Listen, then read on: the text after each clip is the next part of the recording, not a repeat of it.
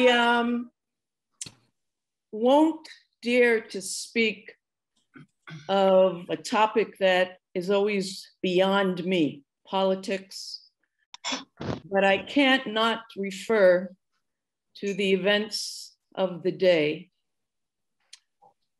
I have always loved it when current images, whether in reality, in the news, those aren't both always the same, when images, current images, bring to my mind scenarios from the Tanakh. Mm. Or vice versa, when I'm reading the Tanakh and I think of something that's going on. And of course, that means, once again, that our Tanakh has eternal content.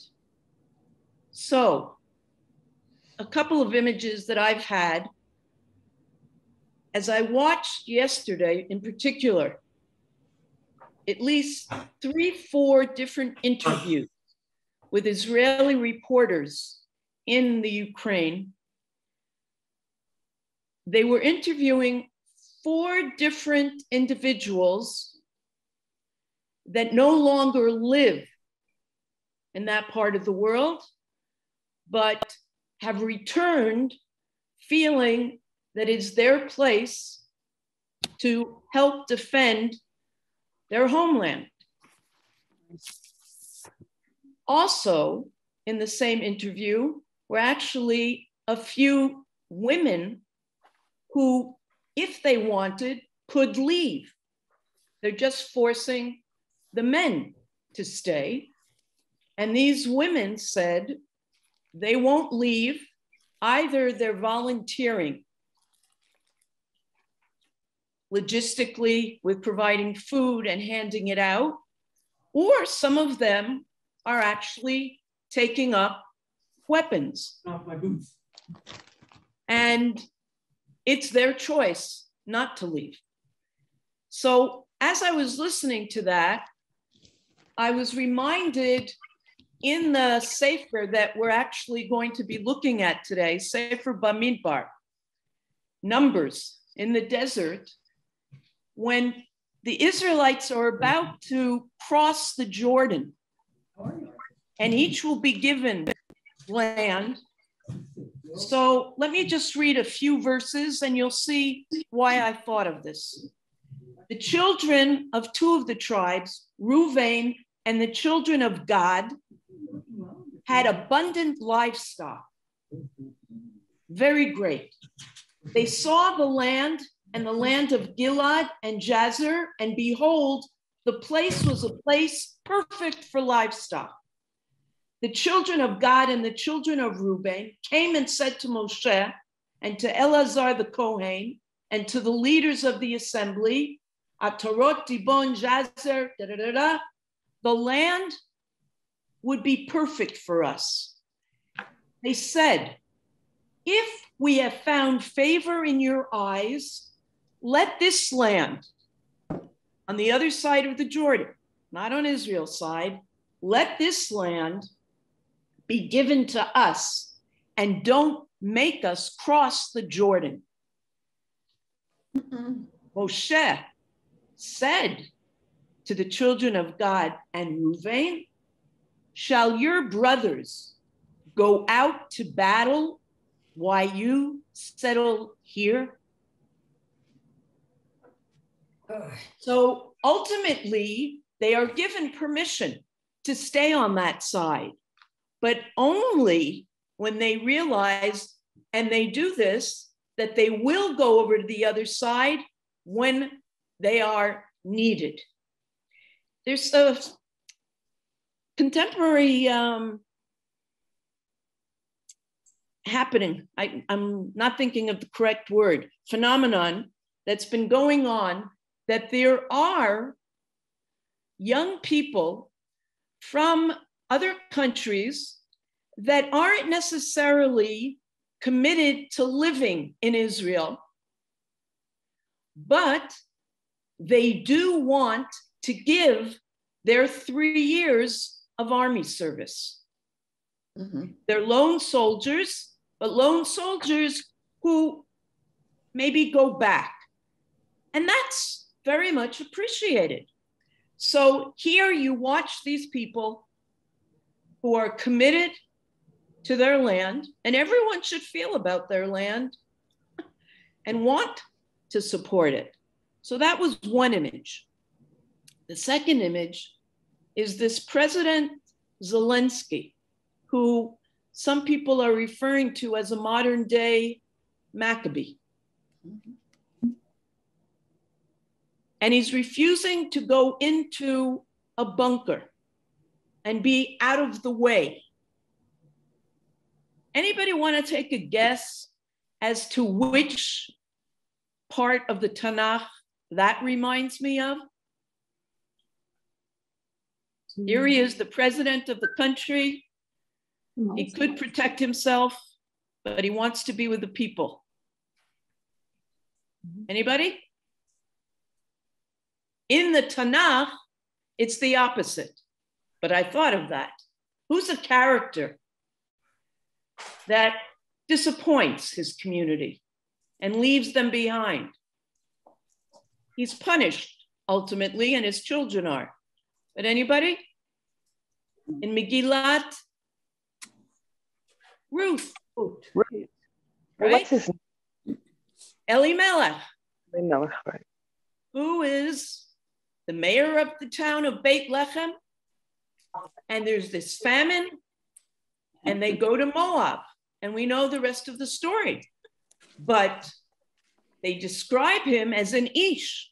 And an Ish isn't just man in the Tanakh, but it means an important person.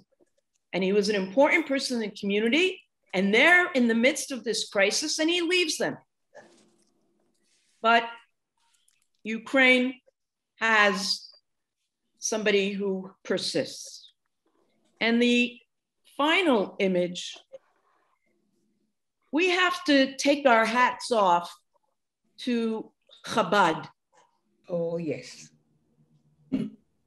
Reading so many stories and watching both those shlichim that are committed to staying and those who are doing things like on Friday, taking hundreds of Jewish orphans from Odessa and going through the Carpathian Mountains to Moldova. And when it is already Shabbat, and they knew that Shabbat might happen, but it's Pikuach Nefesh, what do you hear them singing? Kiddush. Kiddush. And that in itself is inspiring.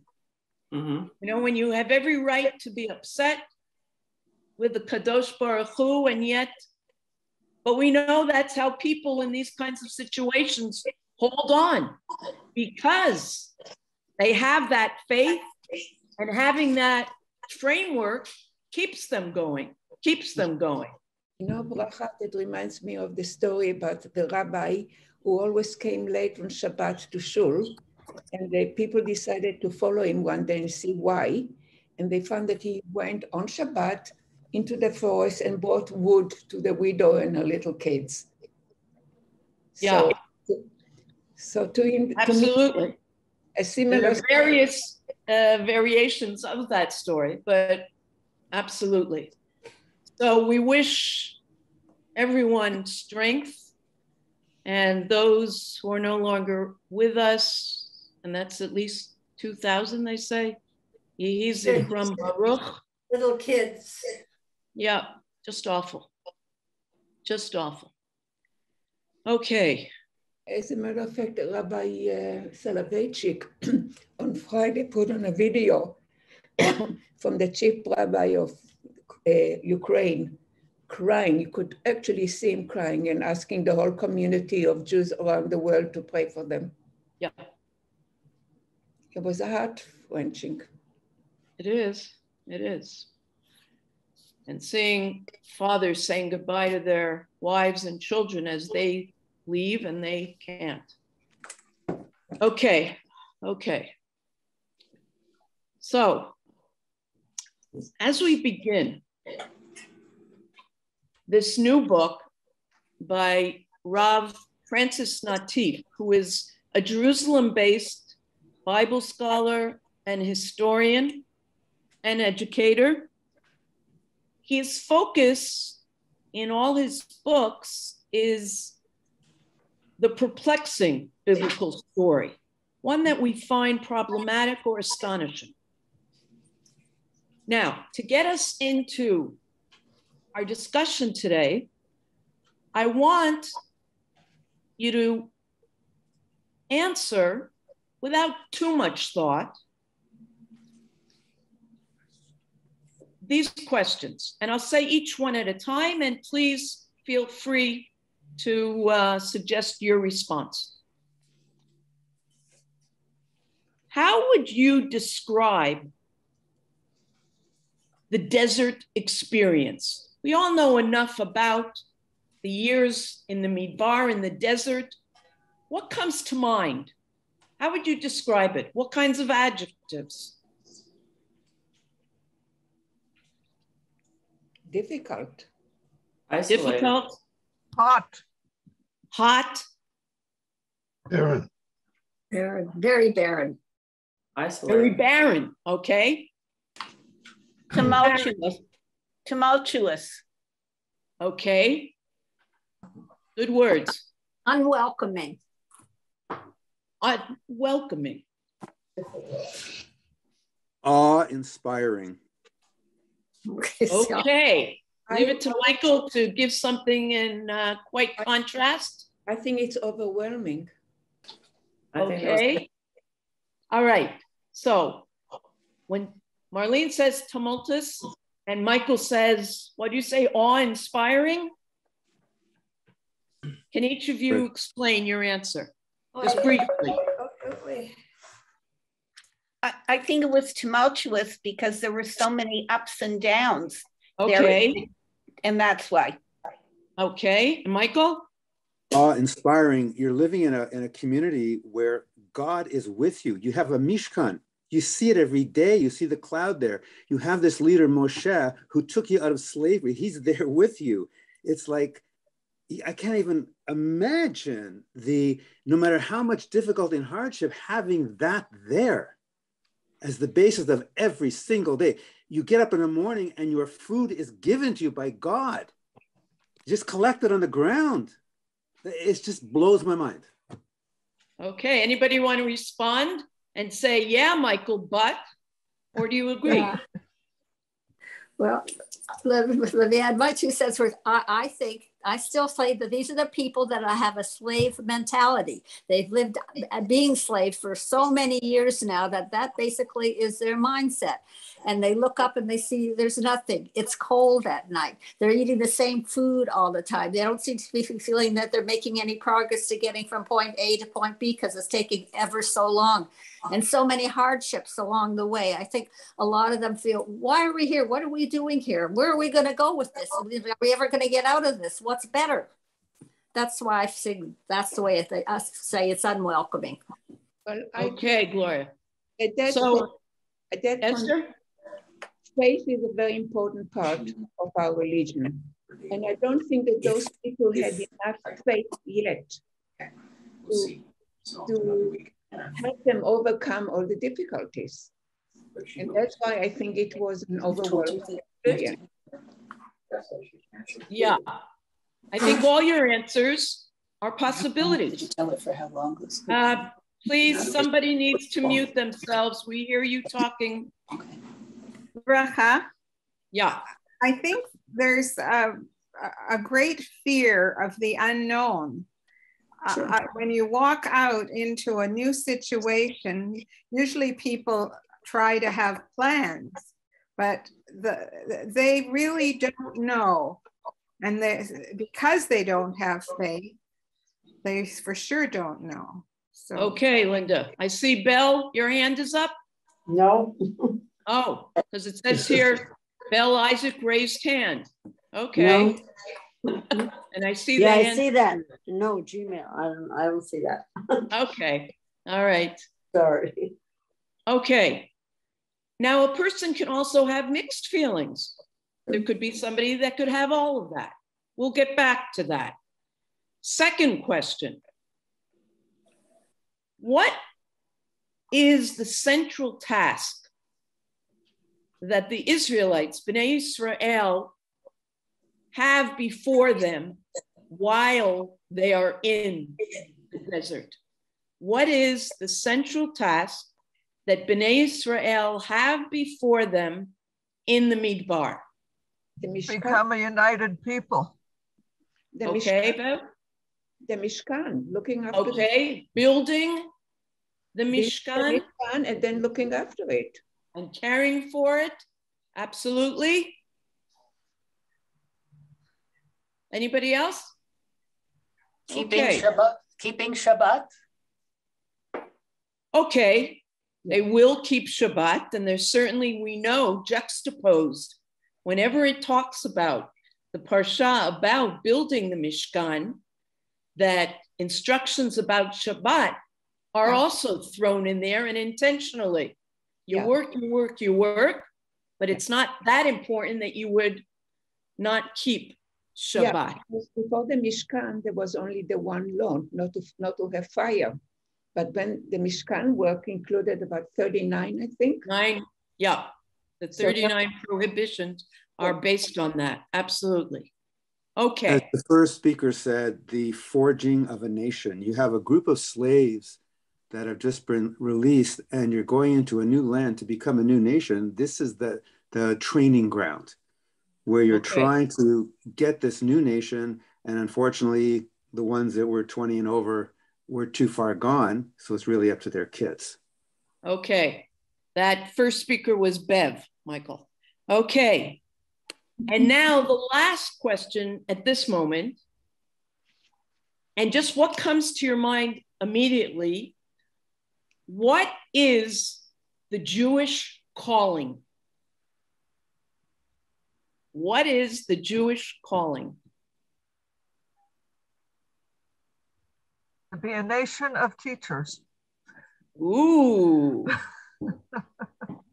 Okay. To serve God. Okay, be a nation of teachers, serve God. Anybody else? Next year in Jerusalem. Next year in Jerusalem, Simone says. Somebody else? Be a light unto the nations of the world. Or Lagoyim.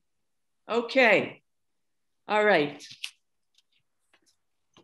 Let's. First, we have to become a nation. We have to become a nation. Absolutely. And all of that is involved. And I'm sharing the screen. Okay. So the parsha in Sefer Bamidbar that Nataf focuses on, as he focuses on our topic, the sin of the Meraglim, Chet HaMeraglim, of the spies, is called Shlach Lecha. And I want to read the entire episode together, but what I want you to do as I'm reading, and I will be stopping to comment, I want you to have in mind the following question. Why so severe a punishment? I don't think I've given you a spoiler. I think we all know how this ends. This episode is considered perhaps the biggest disaster of our people in the Tanakh.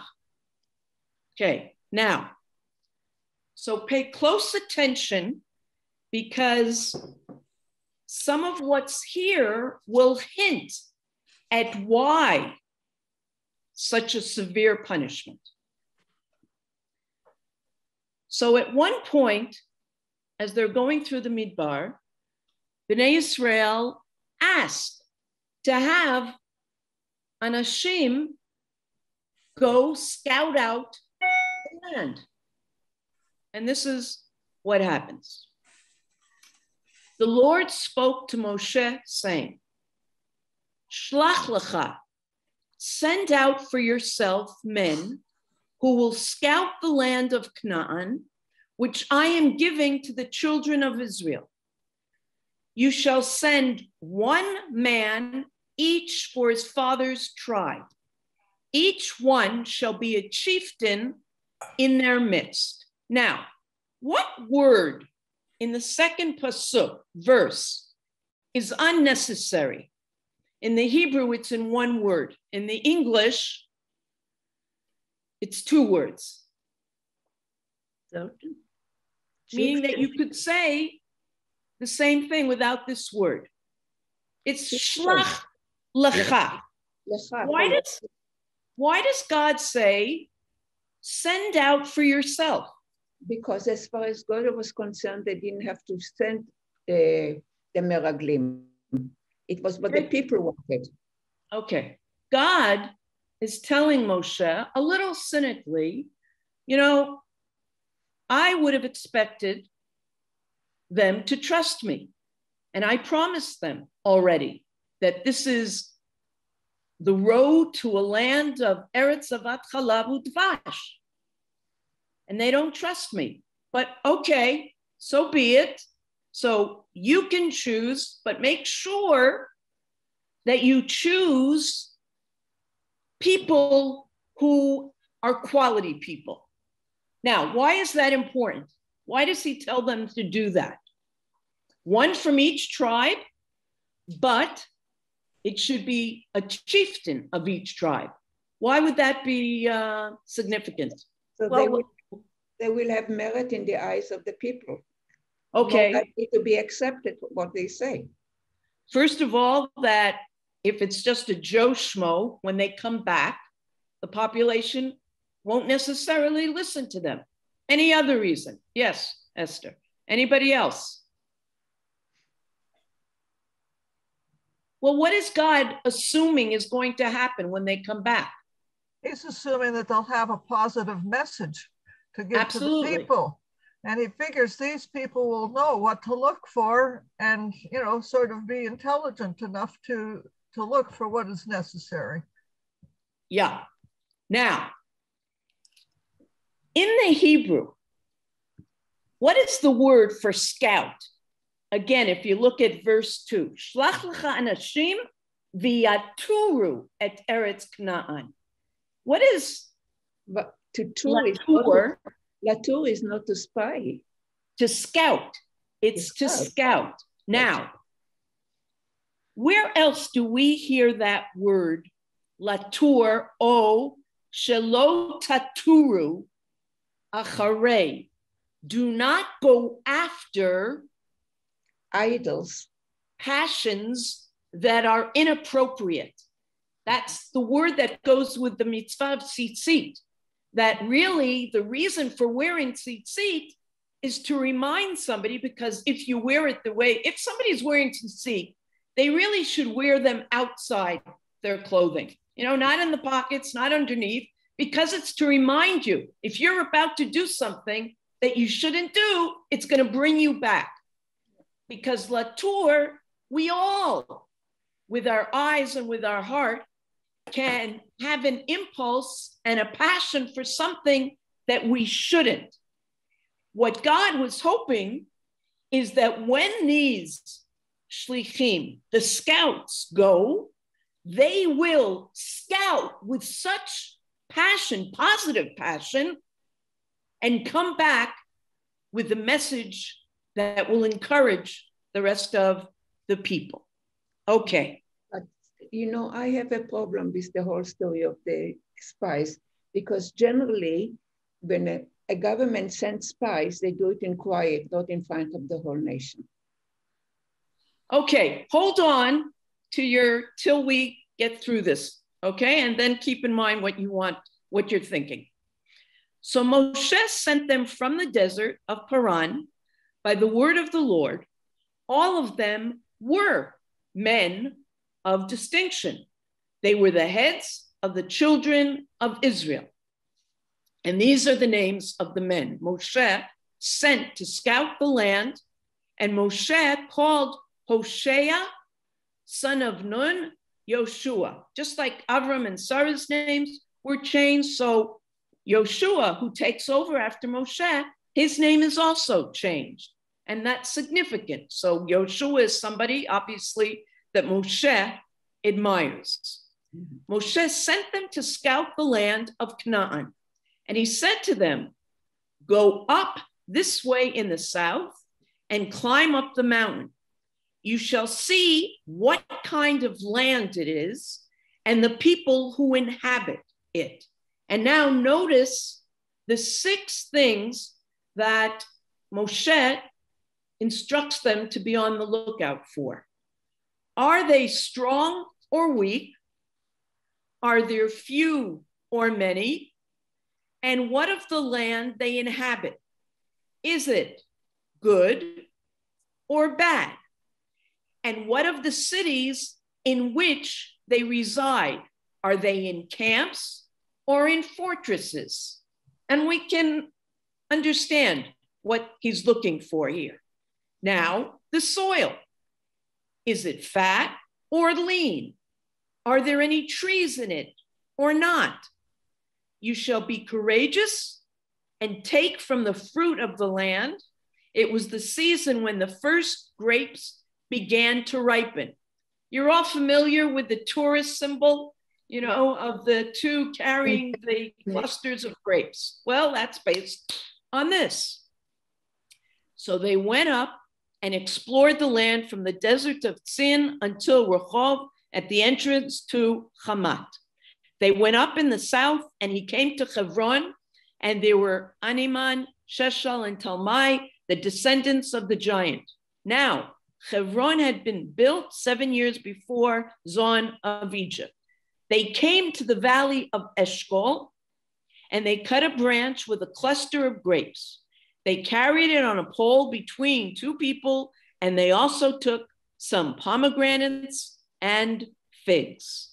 They called that place the valley of Eshkol because of the cluster the children of Israel cut from there. They returned from scouting the land at the end of 40 days.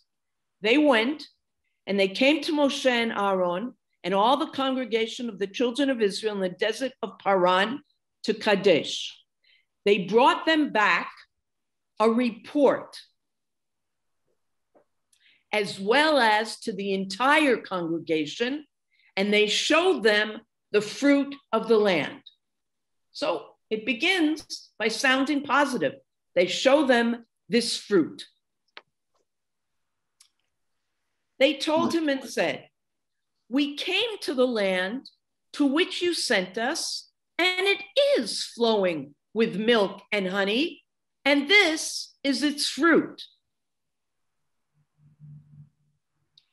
However, the people who inhabit the land are mighty, and the cities are extremely huge and fortified. And there we saw even the offspring of the giant. What's happening in this pasuk? I said just in the previous pasuk and the one before that sounds positive, and they're just reporting the facts. You think the issue of fake news is a modern issue? No, but we won't go there right now.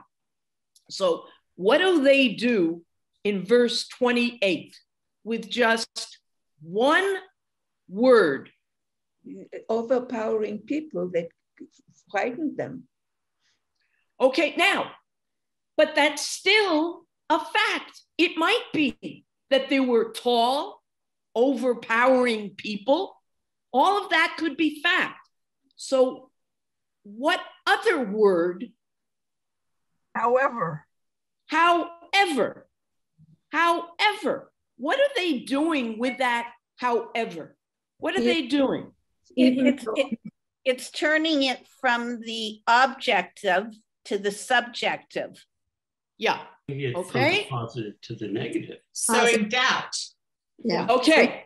Did you I would say even though there's a lot of fruit, It's like the word but. When people say something and then they say but, and then everything previous is discounted. Exactly. Now, they were asked to go and report back on 6 specific things. And the things they say, I say again, were factual. But you're right, they twisted around just with that one word. Oh, yeah. And we'll see about that a little more in a moment. The Amalekites dwell in the southland, while the Hittites, the Jebusites, and the Amorites dwell in the mountainous region. The Canaanites dwell on the coast and alongside the Jordan. Caleb, right? Remember, there were 2, Joshua and Caleb, who did not go along with the 10 other scouts. Caleb silenced the people to hear about Moshe, and he said, we can surely go up and take possession of it, for we can indeed overcome it. Okay, Caleb says that. But the men who went up with him said, we are unable to go up against the people, for they are stronger than we. Now, just to make this a little juicy, in Hebrew, look at the last word in 31. La'alot ela'am ki chazak hu mimenu. Mimenu. For those of you who know some grammar in Hebrew, mimenu can mean both stronger than us, or it can also mean, anybody? From? What'd you say? From? From who? From it's either, no, mimenu is either from us, or mimenu is also from him. Oh. Okay, it happens to work out like that grammatically. You know, you say mimeni, from me. So why did I say juicier? Because some read into that the scouts were not just saying that the people there might be stronger than us, but who would the him be? And this would be sacrilegious, that the people there are even stronger than God. Okay? Okay. So we're going to keep all of this in mind. They spread an evil report about the land, which they had scouted. So now we consider it an evil report, telling the children of Israel, the land we pass through to explore is a land that consumes its inhabitants, Eretz Ochelet Yoshveha, and all the people we saw in it are men of stature. Now, when you read that phrase, it's a country, it's a land that consumes its inhabitants. What does that mean? How do you understand that? That they're all under the influence of the power of the giants. Okay, that's one way, that there are giants there and they're overpowering them. Anybody else? You're going to die. Consume in that way, that they're going to, destroy you. Anybody else something entirely different? It sounds like they're saying the land is so difficult that anyone who tries to live there isn't going to be able to, and yet these giants are living there. That's what I don't understand. Okay, well, there is a paradox there. On the one hand, you say that the land consumes its inhabitants, but then they talk about men of stature. You're right, it's confusing.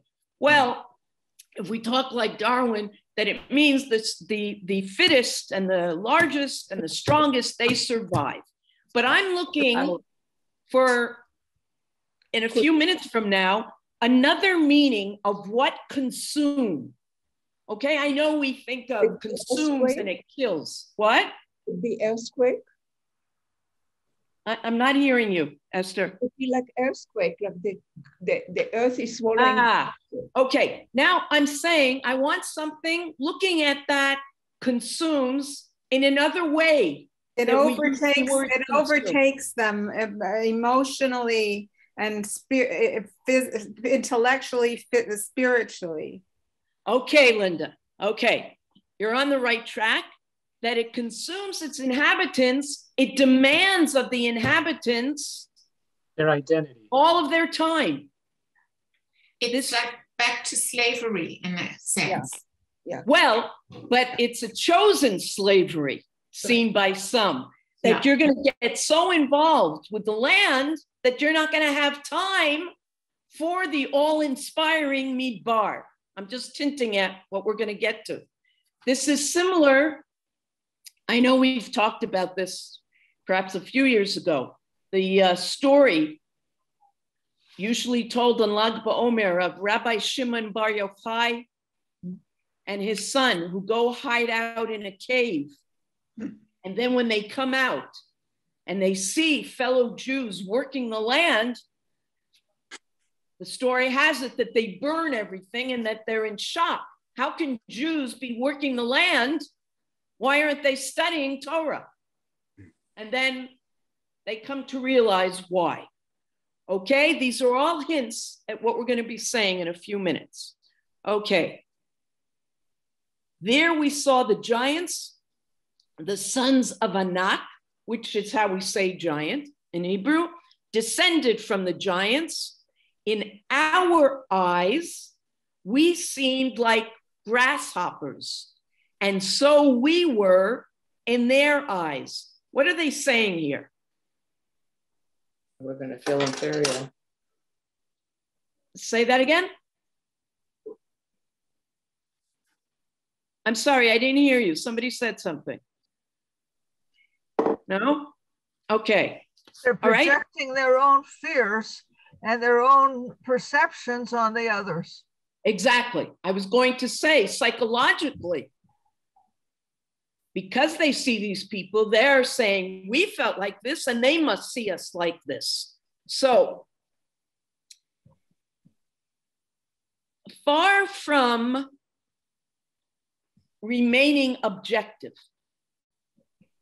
And is it surprising? How do the Israelites react? We're almost finished with the text. The entire community raised their voices and shouted, and the people wept on that night. All the children of Israel complained against Moshe and Aaron, and the entire congregation said, and they've said this before, if only we had died in the land of Egypt, or if only we had died in this desert. Why does the Lord bring us to this land to fall by the sword? Our wives and children will be as spoils. Is it not better for us to return to Egypt? They said to each other, let us appoint a leader and return to Egypt. Wow, this certainly isn't what God and Moshe were expecting. But we know God has been disappointed before. I don't know about you, but I've been pretty upset watching this news at Adam and Eve and Noah, if we remember from a few weeks ago, that if it weren't for them, we'd all be one united world. And wouldn't that be wonderful? Okay, so how does God react to all this? In this desert, your corpses shall fall, your entire number, as Michael said before, all those from the age of 20 and up who were counted because you complained against me. You shall not come into the land concerning which I raised my hand that you would settle in it, except Caleb, the son of Yefune, and Joshua, the son of Nun.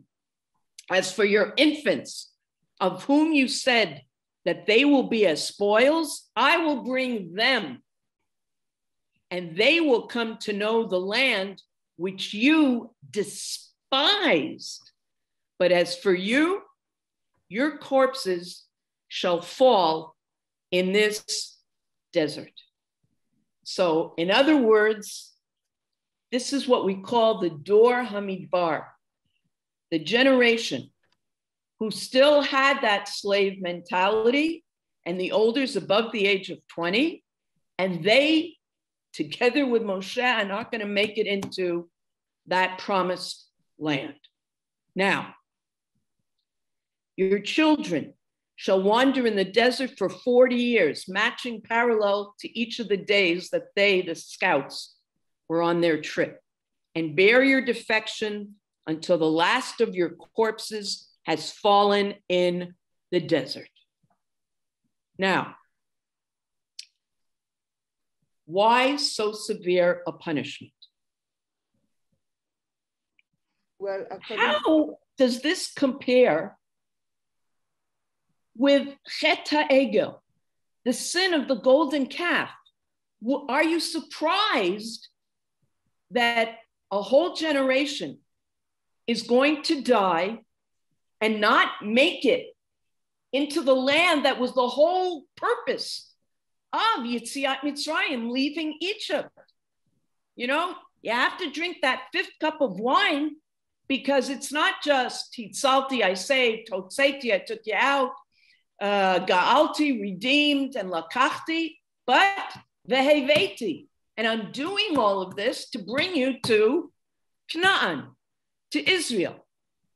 So, would you not think, though, that Chet HaEgel, the sin of the golden calf, was a worse, more grievous? But Bracha, go on. With the golden calf, Moses intervened and God got to forgive them. Okay, and ultimately, yeah. But why? Why though? Because he says to God, you're partially responsible for what happened. So they had the gold that you told them to take out of Egypt. So give them a second chance. But with the Meraglim, I know that the interpretation is that the people were not ready yet to go to Israel. So you. Well, that's one of them. That's one of them. We'll get to that. Yeah. I still have the problem of, to me, spies are generally going secret. And I compared this Meraglim to Joshua's 2 Meraglim. And so to me, the punishment is out of sync. Okay, out of sync. And I'm glad you said that. And I would imagine that others would agree with you.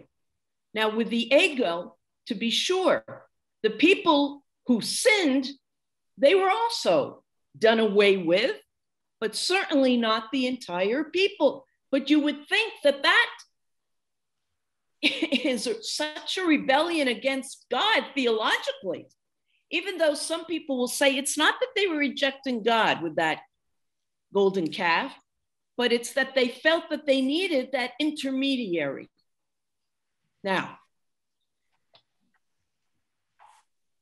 anybody want to make a suggestion as to why the punishment was so severe? And after, we're going to look at 6 suggestions that have been published in a book. Not to make you feel that your suggestion is going to be worth less. Okay, so before I share with you what our author shares, anybody, and remember, we don't have rights or wrongs. We have to remember that the spy incident happened through the golden calf. So now you had this opportunity where you went wayward and people died and you saw, and now you solidify your belief in God. Moses is there, he's not gone. And now at this point, these spies come back and they give this report and everybody starts crying with the exception of Joshua and Caleb. And it's at this point, God realizes, okay, these people cannot become a nation in a new way. Do you want tuna I fish? gave them all these. No, I don't want things. Okay, I'm sorry. I don't. Hold on. I don't Hold want on. salmon. I prefer, Michael, but I don't Stephen, want. I can have Lux if I have a. Stephen, one roll have left. your locks, but quietly, please mute yourself, Stephen. Okay. Michael, go back, continue. So this is where the people, all of the people, with those two exceptions, they crossed the line. And God said, I know now that this group of adults, because we're talking about the adults, they can't handle this. They just can't. And they're not going to go. It's going to be their kids. They will. Okay. Yeah. Okay. We'll read something to that effect. Thank you. Anybody else? Bracha, maybe God felt that the generation that is going to start afresh in a new land had to be 100% there and positive and committed, and that if there was the slightest doubt, it would seep in and take away the success. Yafeh. Okay. Another good suggestion. Gloria, your hand is up. Yeah. I still go back to my original comment about the slave mentality. And I think anybody from, God realized that from the age of 20 up, this is built into these people. And no matter what he does or what Moses does or anybody else to try and turn their attitudes and their thoughts around, is beating a dead horse, because they won't do it. It's in their head. This is their mindset. And no matter, and the least little thing that goes wrong, they're going to say, we should have gone back to Egypt. Look at the kind of life we're having now. And you don't want people like that. You want people who are thinking positive and are eager and want to contribute and make something of themselves on this wonderful land that's been promised to them. That's what you want. And you're not going to get it from this group, unfortunately. Okay. 3 wonderful answers. Anybody else? Okay. Bracha, I think there's one more factor. I think that, yes, Marlene, that the people who were going into the land needed a new kind of leadership. Even though God had put his trust in Moshe, he had not been able to solidify the people. And when Joshua and Caleb came back, he had an effect on them and on the way they would lead the people. And it was like, we're always saying, we have to hand over leadership to the younger generation. And Joshua and Caleb really represented that younger generation of people who could lead and go forward. Okay, thank you. That was a 4th worthy suggestion. Okay, so there is some that suggests something that's pretty weak, that this was the straw that broke the camel's back. They've been complaining, and God can't take it anymore. Others, people's acceptance of a majority of opinion. Others who say it was a sin because it was Lashon Hara. Others say, even before the scouts left, just the fact that Bnei Israel requested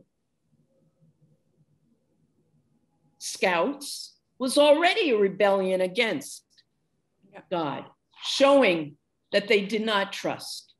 Well, let's now see the thoughts of some other people. So Ramban Nachmanides, he begins and says, actually, there's nothing wrong with what they did. The espionage is a perfectly acceptable approach, and Moshe himself sent spies against Yazri, as did Yoshua. Esther mentioned Yoshua before, against Jericho. This is why Moshe Rabbeinu approved of the venture, because when you're approaching a new place and you think there might be military issues, then of course you want people to see what's going on there. So that's not wrong, because the Torah does not rely on miracles in all things, but insists that combatants arm themselves, set up watches, and arrange ambushes, just as we find in the war against Ai, which was waged according to Hashem's own instructions. What he's saying here is so true to what's going on in this time of transition. We know that until they got to the Red Sea, Yam Suf, it was all miracles, and they continue in the desert, it's miracles, but there is an attempt to now make Bnei Israel independent, and it's no longer going to be miracle after miracle. And maybe they're wise to that. And he goes on, Ramban, what wrong did these spies do? After all, Moshe told them, see what kind of land it is, and the people who live there, are they strong or weak, few or many? And about the cities, are they open or fortified? They certainly had to tell him what they were sent to find out. What was their sin? What was their terrible crime when they told him? However, the people living in the land are aggressive and the cities are large and well fortified. That word, however. Now, the 15th century Isaac Arama commentator says something a little different. Okay, let's see what he says. It can be compared, it's along the same line, but says it differently. It can be compared to a man who says to his agent, go to the warehouse and have a look at a talit the merchant has in stock, examine it carefully for the quality of the wool and linen, for size, appearance, and price, and let me know as I wish to purchase it.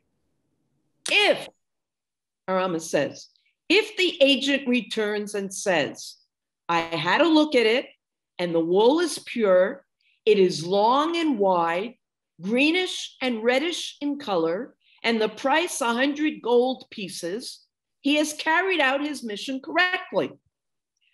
But if he said, I had a look at it, the wool is pure, it is long and wide, but it is reddish and greenish in color, and it is very dearly priced at 100 gold pieces, then he has exceeded the bounds of his mission and become instead an advisor.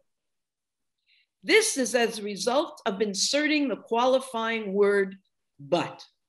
So what Arama is saying is that they've outstepped their role. They've gone too far. Nobody asked them to give their opinion. Just bring the facts. Okay? Esther? I see something else in it because you mentioned, you mentioned the Red Sea. We know for a fact that 12 people that's supposed to be an example to the people. They are high people that people would look up to them. So people follow leaders. We know that. So in the Red Sea, Nachshon went in first, and so the people followed him. And Moshe didn't send just any 12 people. He sent 12 people that the word will influence the people. So what was a positive became a negative. Yeah. Yeah. Now, somebody actually suggested that these leaders, and it's not a good reason, were nervous about their jobs being taken away once they got to a new place. But that is what makes this even more problematic, in that if these are these people did wrong, then something's really not right. Okay, let's look at the next. Nechama Leibovitz, great Bible scholar. In other words, their sin lay in making their own selfish calculation of the material prospects ahead of them. They were afraid of the responsibilities of freedom, and this takes us back to Marlene and to Gloria, the dangers involved in securing it. Far better it was to wander in the wilderness and even to return to Egyptian bondage. Why? The slave has no responsibility and his fate is decided by, that should be others. They spurn the opportunity to lead their own lives. And you know, God doesn't want slaves. And if somebody wanted to remain a slave, they had to get that hole in their ear, foster their own economy, and govern themselves. Well, I have days that I prefer somebody else taking care of my finances. The congregation which wept on that night set the pattern for future generations, characterized by the search for security, the flight from responsibility and independence. As difficult as a situation might be, they got used to that. Now, I think it was Michael who said earlier, in the desert, God is taking care of everything for them. Whether it's the man that's coming down, and then the challah, etc., etc. They don't have to do anything. Okay? Let's look at it. Go ahead. I was thinking, lehavdil, people who live in a kibbutz, everything is taken care of. Okay, but I don't know if people in a kibbutz, they each have to do their own. I mean, there's a sense of security and that you know that they're around you to help. But I think everybody has a certain sense of responsibility. Okay, now. Anyway, Bracha, I'm sorry, but I have to leave. Okay, be well. Be well, Esther, and I'll get you that information. Oh, thank you. Bye. Rambam says the following. Man cannot be expected, again, Gloria, suddenly to leave the state of slavery and toiling in bricks and straw and the like, wash his soiled hands at the spur of the moment and fight with giants. It was therefore part of the divine wisdom to make them wander around the wilderness until they had become schooled in courage.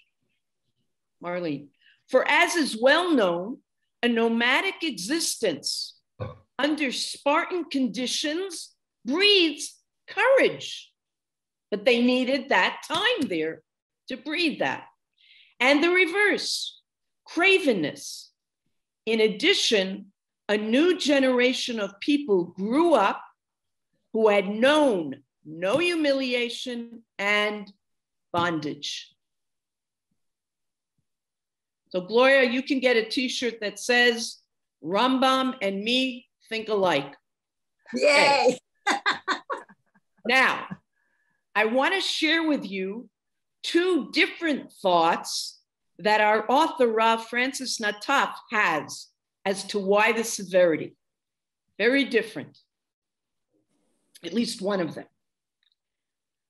Whatever conditions might have awaited the Jews in the land of Israel, had they not sinned, it was still not likely to be more spiritual and elevated than the direct and daily divine support and contact that the Jews felt in the desert, as Michael said about 40 minutes ago. They're surrounded with God there. Now, we are meant to let God into our lives in every activity as well. But there, just picture the clouds, Thus, the journey up to the Holy Land was also a journey down from the very special space that was the wilderness. Now, listen carefully. On some level, the desert was akin to an ascetic religious order, kulo kodesh, entirely sacred. They didn't have to deal with any of the realities of daily dirty life. And that was precisely why it was meant to be only a temporary situation. And this is why I asked you the question in the beginning. The Jewish calling is to bring sanctity to the real world. Now, none of your answers negate that, but that's what he is saying. So that we don't want to stay in the desert where it could all be holy. That's easy to do. Mission, though it may be, however, it is certainly a more complicated and often less pleasant task than basking in God's radiant proximity. Simply put, the wilderness quickly grew on the Jews. Again, this is similar to Shimon Bar Yochai. Let's live in that cave, isolated, and just devote ourselves to study and to ritual. Now, the really interesting suggestion that Nataf makes. Does the punishment define the crime? So before we read that, what is the purpose of a punishment?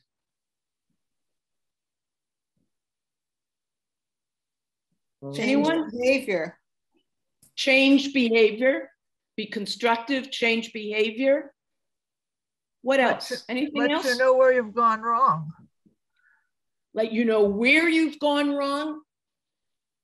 Anything. To be an example for others around you of what not to do. Okay. I'm looking for something that kind of combines what the three of you just said. To teach. To teach what? The right way. How you're supposed to act, how you're supposed to think. Okay. It's going to teach you what's important. I'm going to take what you said to mean that.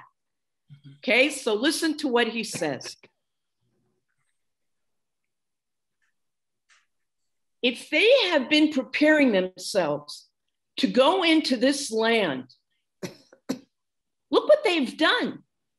They have basically said, we don't value this land. We don't want to go there. Now, you imagine whether you're God or whether you're Moshe, and choose which one you prefer being. You've devoted so much energy into bringing this people out of Egypt to bring them to this land. And they're indicating, we don't want to go. We don't want to go. So see what Nataf is going to suggest. A severe punishment may simply be a statement of value that transforms what should on the face of it be a minor crime into something much more significant. Making an ado out of an event that is not particularly headline grabbing retroactively transforms it. In and of itself, the SPIES crime may not be so weighty, but God needed to make the statement that the land of Israel is of great weight. So he couldn't just let them get away with that. It would be saying It's not so important. And one way of showing that the land has a special place in the divine order is to give a severe punishment to those who treat the land lightly.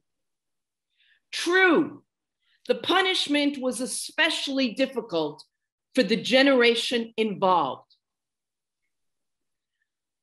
but it is still justified if it can have its appropriate impact on those who would come after it, shaking them out of a lethargy even more frightful than the original punishment. So what Nataf is saying is, we did this, Moshe and God, for the next generation, the young's sake, because they should be open to this idea of the promise of the promised land. And they have to realize that this land is not something light, but it's the raison d'etre of this people, together with the Torah. A fascinating way of looking at it, whether we agree, not, but again, we have here the opportunity of seeing how you can look at the same verses, see different things, and come up with different suggestions of why, maybe, and it doesn't have to be a fact that this is what happened. Absolutely. Would anybody else like to say anything about this or anything else?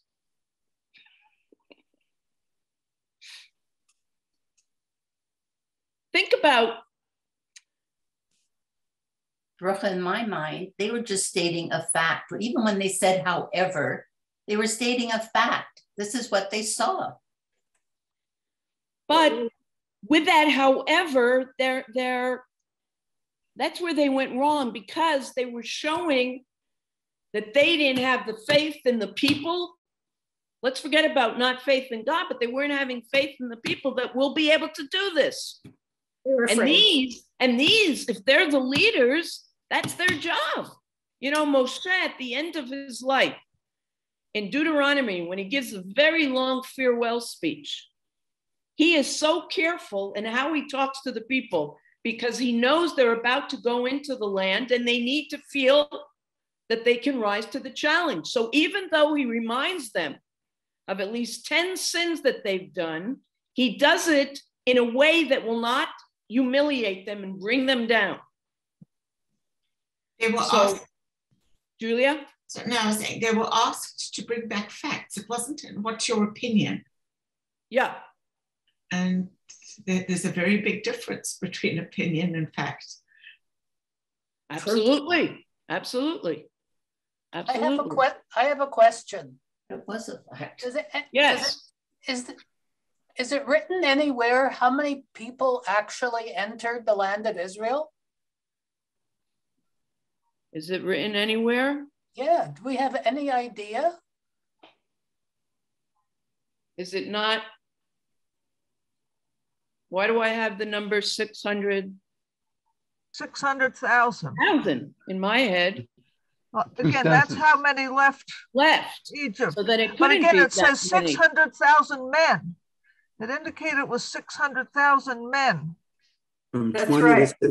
And then there's children and wives and everyone else. Then how many people died? And non-Hebrews that came with them. Yes. But also people died and people were born. That's true. Well, that's the generation he wanted. We don't have any clue at how many actually entered? Well, I'll look into that. I'll see where I can go, who I can go speak to. I'm not good with numbers and facts. I like ideas, to be totally honest. But that is something that I should know. Okay.